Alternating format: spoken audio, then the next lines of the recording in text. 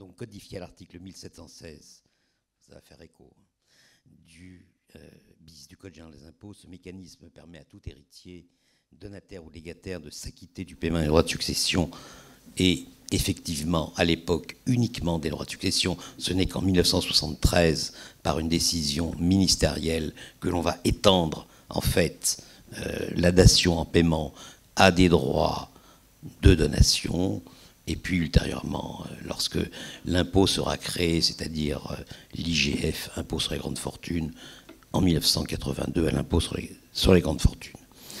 Donc, je disais qu'il s'agissait d'une remise d'œuvres d'art, de livres, d'objets de collection, de documents de haute valeur artistique, et donc son intérêt ne se limite pas à l'analyse de l'extinction d'une obligation fiscale, mais consacre en fait une authentique politique de conservation du patrimoine artistique national.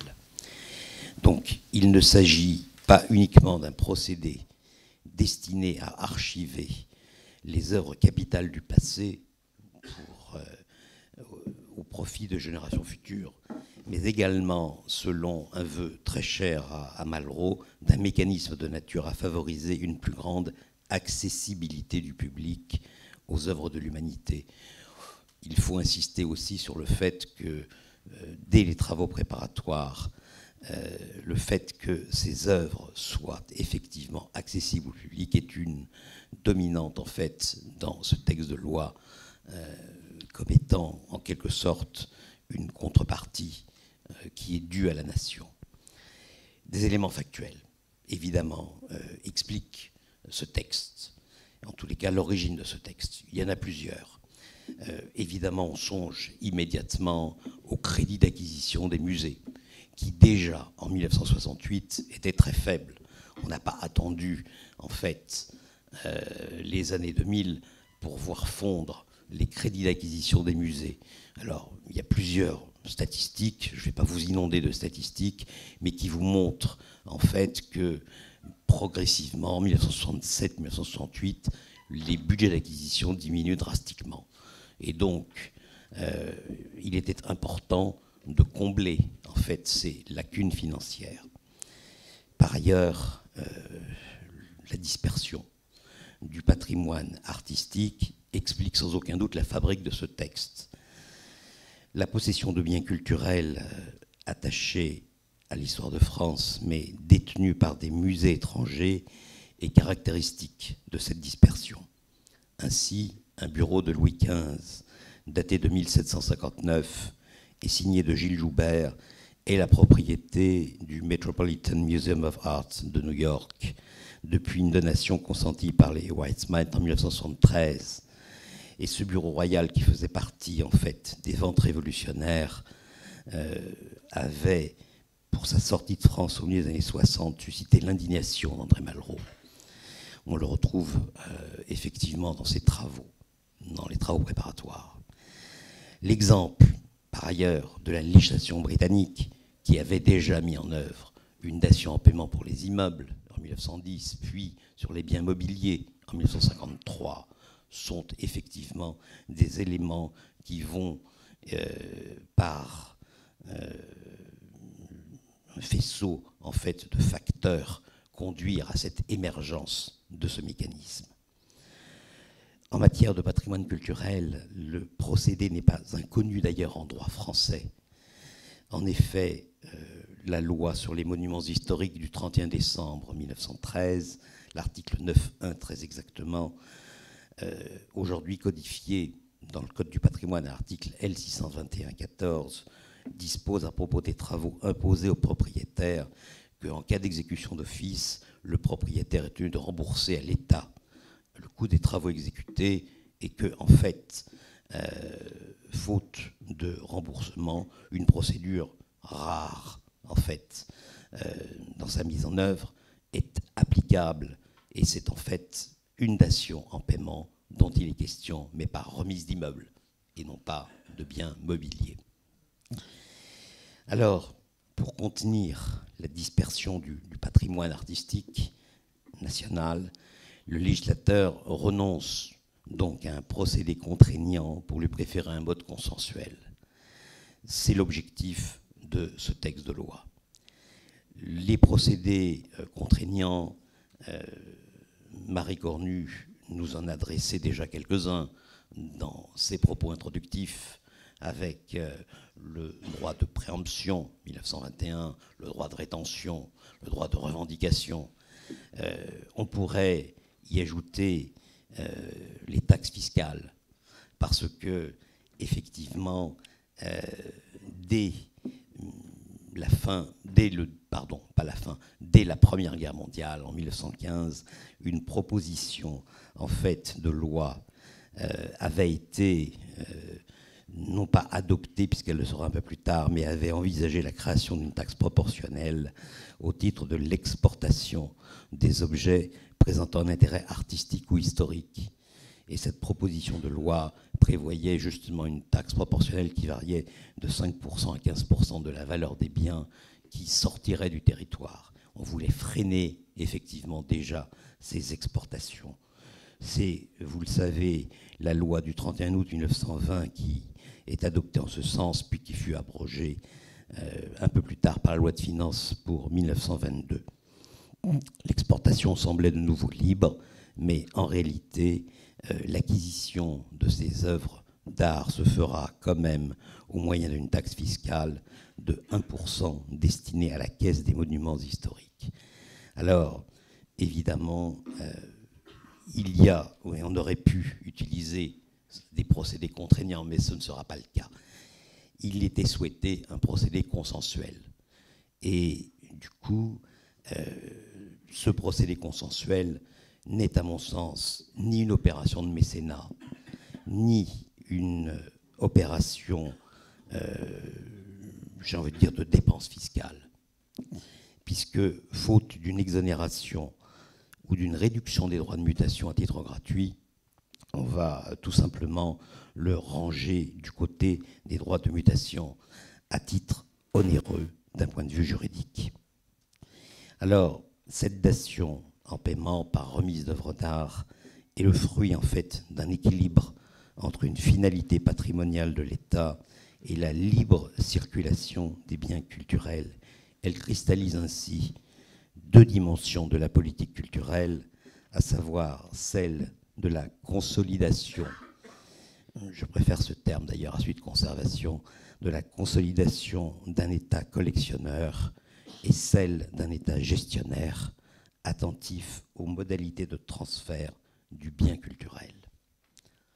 Donc ce seront effectivement mes deux points. L'État collectionneur. En fait, la loi, et on le voit une fois de plus à travers les documents que j'ai pu examiner aux Archives nationales, détermine le choix d'un périmètre de la datation et évidemment le choix du procédé est loin d'être anodin. Donc le choix du procédé. Un des objectifs poursuivis pour incorporer des œuvres majeures au patrimoine de l'État était de conjuguer en fait un maillage territorial permettant d'affecter ces biens culturels aux institutions dépositaires d'une mémoire collective, musées, bibliothèques, archives, et de convaincre les héritiers d'une meilleure conservation par une appropriation publique. En premier lieu, cette datation en paiement au stade du recouvrement de l'impôt s'analyse en une extinction d'une obligation fiscale.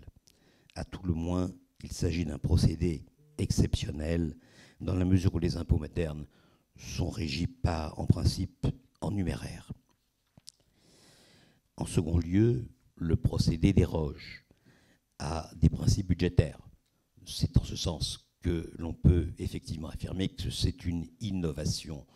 Alors, principe budgétaire, évidemment, de la non-affectation des dépenses aux recettes ou des recettes aux dépenses. Prenez-le dans le sens que vous souhaitez. Comme l'affirmait déjà, on a beaucoup parlé d'André Malraux, mais il faut rendre hommage à Michel Debré, qui était ministre des Finances et qui a effectivement encouragé ce procédé. Donc, comme l'affirmait déjà Michel Debré, donc, lors des débats parlementaires.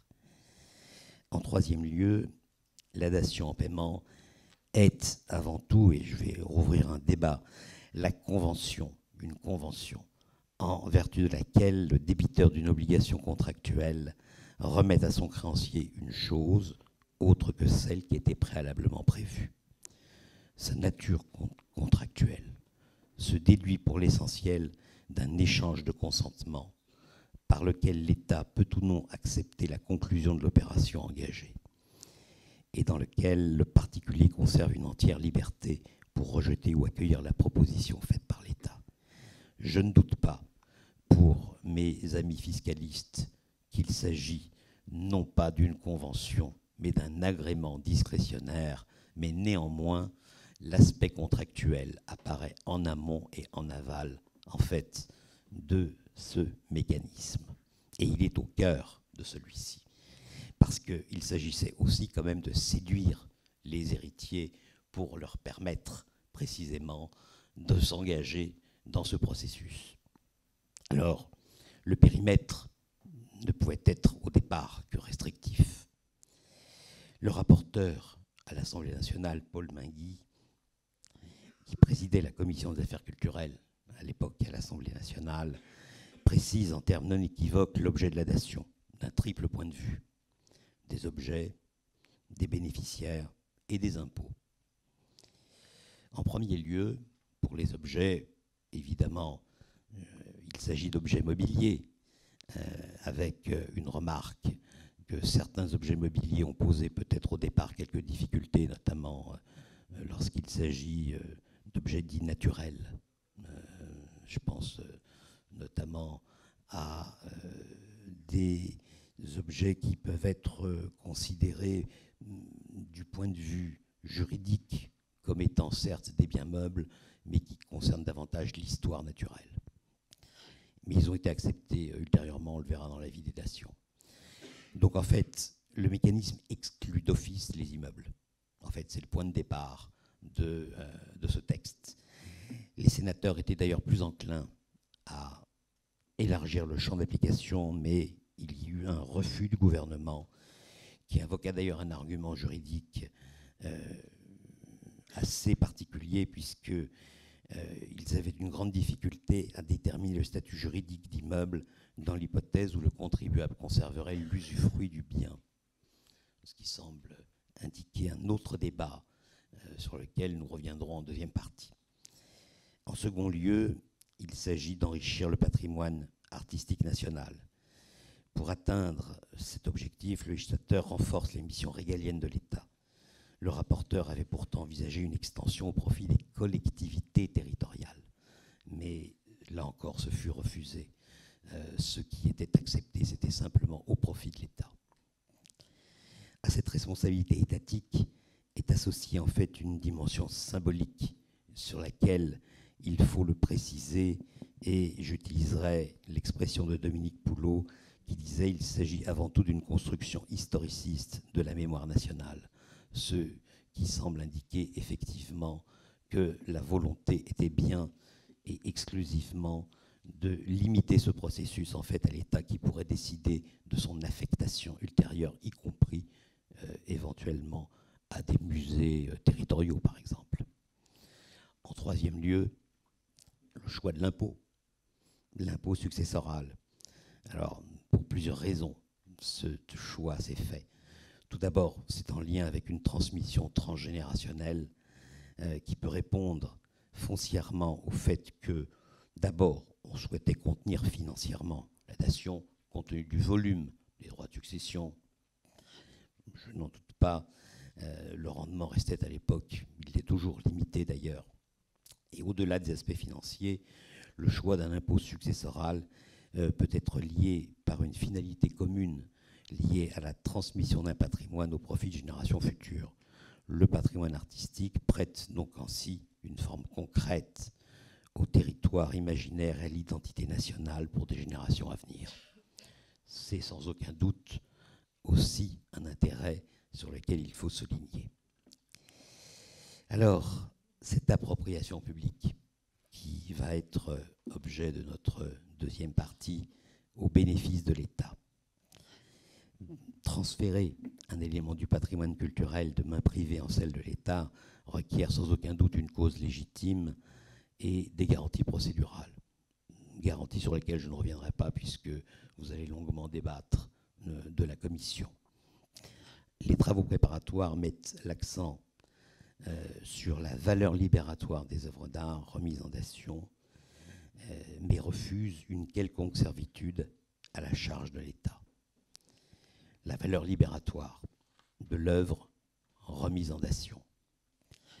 Par une lettre de Michel Debré, donc j'y reviens, alors ministre des Finances, à André Malraux, ministre des Affaires culturelles, en date du 10 octobre 1967, exprime clairement la doctrine ministérielle sur les modalités financières du transfert. Il s'exprime ainsi, je cite, « Je donne mon accord à la proposition d'acquitter les droits de succession par remise à l'État d'œuvres d'art, livres ou documents de haute valeur, étant entendu que l'État n'ait jamais à restituer quoi que ce soit si la valeur du bien dépasse le montant des droits. » Autrement dit, il n'y aura pas de soult à verser par l'État si la valeur semble supérieure aux droits de succession. En fait, cette notion de valeur libératoire, en réalité, est déconnectée du prix du marché. C'était bien l'objet, justement, de cette notion. Somme toute, le contribuable peut également refuser la proposition financière. La manifestation de volonté fait ainsi ressurgir cette question de la nature juridique de la dation en paiement. Je n'y reviens plus. Et cette forme originale d'appropriation publique se résout en principe par un dessaisissement immédiat du bien culturel pour son incorporation dans le domaine public de l'État. Toutefois, ce transfert aurait pu s'accompagner ou non de servitude à la charge de l'État collectionneur. Ce sera mon dernier point, le refus d'une réserve de jouissance.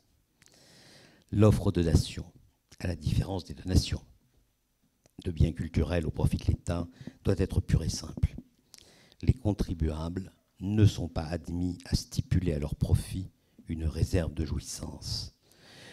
Ce qui pourtant, remarquons-le, serait de nature à limiter non pas une dispersion vers l'étranger, mais une dispersion matérielle du patrimoine artistique national. Pourtant, par 2 décisions de l'administration fiscale, le maintien in situ a été rendu possible à propos d'une dation en paiement d'œuvres d'art relative d'une part aux 12 tentures de l'histoire d'Alexandre pour le château d'Arouet et également pour la tenture représentant l'histoire de Diane de Poitiers au château d'Annette. L'existence d'une réserve de jouissance éventuellement temporaire pour en limiter la portée dans le temps, eu égard aux générations futures, aurait comme mérite de lutter donc contre cette autre forme de dispersion matérielle du patrimoine artistique, à savoir celle de dissocier les biens meubles culturels des monuments historiques auxquels ils sont attachés. Le maintien in situ des biens meubles, éléments de décor et d'histoire indissociables des monuments historiques, a d'ailleurs été envisagé ultérieurement. Madame la Présidente, vous avez cité Jack Lang, effectivement, par le ministre de la Culture dans une lettre datée du 7 mai 1985, adressée au ministre de l'Économie et des Finances, à l'époque Pierre Bérégovoy.